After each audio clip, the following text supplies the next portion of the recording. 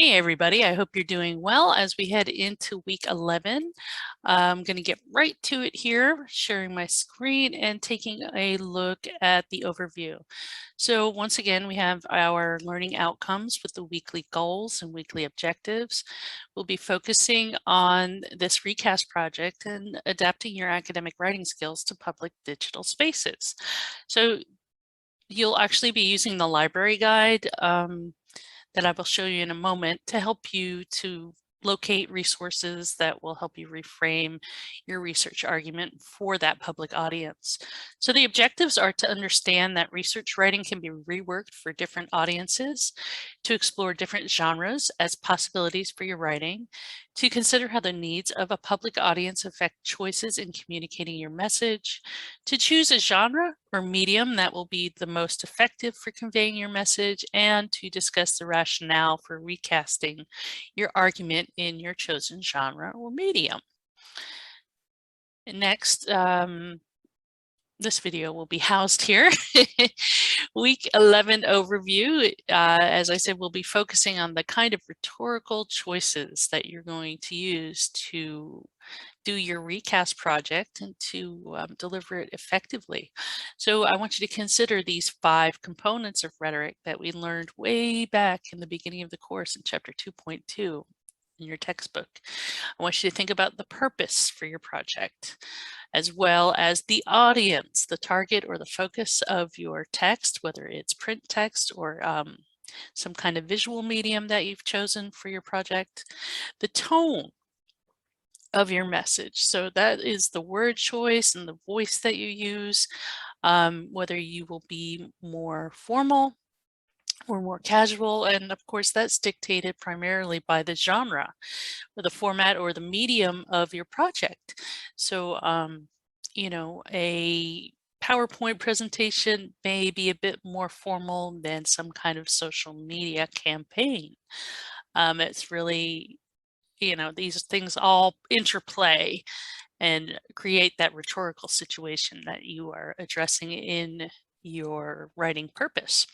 And lastly, of course, we have the context. That is the overall message of your recast project. So you're recasting your research argument into this, this project. And so you should also consider how to most effectively convey your message through the use of rhetorical appeals. Remember, that's logos, pathos, and ethos. And we read about that in chapter 5.3 very early on as well. Lastly, chapter 7 in the text gives a good overview on writing for a public digital audience. So we'll go into the assignments and talk a little bit about the reading. Chapter 7 is writing for public digital spaces, and I want you to focus on sections 7.1 and 7.2. 7.1 is understand web text as academic writing. And it explains what web text is. It's an online public document that could be a blog, an article, a zine, or some other text produced specifically for internet distribution.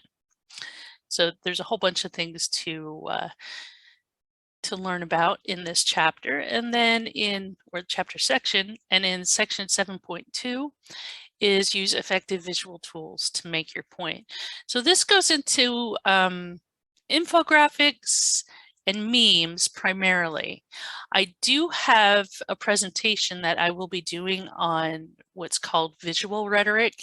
I found it yesterday through Purdue OWL, and I just think it's really amazing and points out all the various things that you should take into consideration when you are planning some sort of visual recast to your project, something that isn't primarily text-based, but you are going to be bringing in, you know, images and colors and that kind of thing.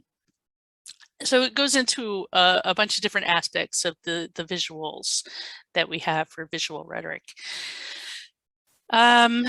You may want to read 7.3, write and read effectively on public social media. It's really up to you. You're not required to read it, but if you want to read it, go for it. They have this example of a Twitter campaign which you might find interesting. I really don't know. So that's it for the book. I do have some other things for you to be reading. There is a recast rationale example, recast rationale example handout.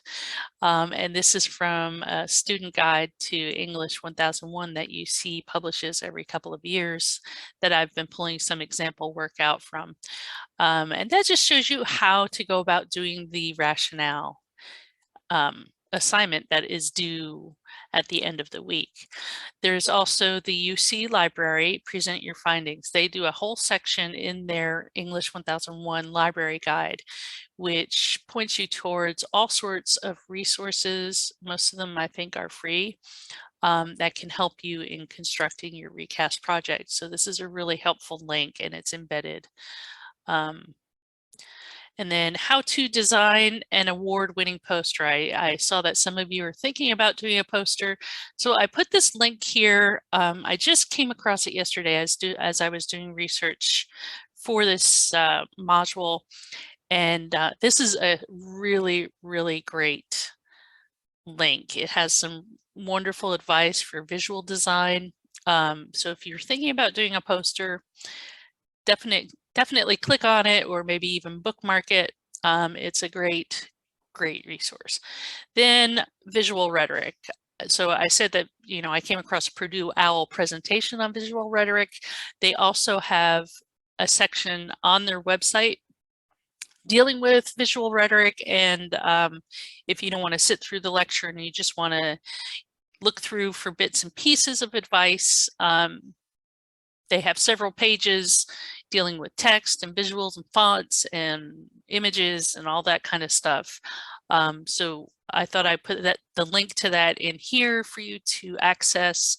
It really has some great resources on visual rhetoric that can be very helpful doing this recast project. So those are the readings. The assignments, we have our discussion board, writing public multimodal texts. That post is due on Wednesday, November 3rd, and you have to respond to 2 peers by Friday, 11/5, November 5th. Yes, I'm going to be checking reading annotations this week. It might be the very last time I do annotations for any part that you read in chapter 7. So just one screenshot, upload it, and then that's due on Sunday, the 7th, and then the final recast plans / rationale is due on the 7th as well. All right, I'll skip past this because I haven't done the lecture yet. Here is the PDF for that rationale example taken from a former English 1001 student back in 2013. So you'll see how she went about it. She chose to do an informational brochure. So we have the images there that you can take a look at. And then the discussion board is taking some questions from a student's companion to the writer's loop to help you start thinking about your recast project. And so I want you to choose 3 questions to answer and then respond to 2 of your peers. So there are 5 questions in total. I'd like you to choose 3 of them to discuss in your post. And then that's due November 3rd, which is Wednesday, and then your responses to 2 peers, not 1, but 2, on Friday, November 5th. And here's the submission page for your reading annotations. And then lastly, we have the final recast plans. So I want you to write this rationale in which you reflect on the choices that went into the recast and discuss the way your argument has grown or changed in light of these topics. And I want you to think about the following, and I want you to include the following. So I want you to include the project's purpose, the form, that is, you know, the medium that you have chosen or genre that you have chosen, the audience that your project is directed towards, and then the rhetorical choices that you will make in creating your recast. In effect, your rationale should make an argument about your project's purpose and effectiveness. And The formatting guidelines is about 2 to 3 pages, double spaced, 12-point font, and that's due Sunday, November 7th. And here is your rubric for that assignment. And I believe that is it for the module. Yep. And that's 10 points. So please make sure to submit things in a timely manner. We will be slowing things down a bit as we get closer to Thanksgiving.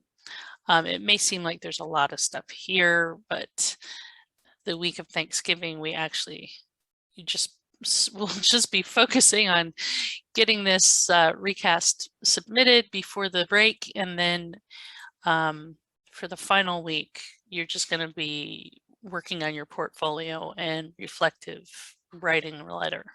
So we really don't have all that much left to do. I mean, we'll be focusing on this recast project for a couple of weeks, 3 more weeks, I think, and then you're more or less done. So, wow, that's awesome.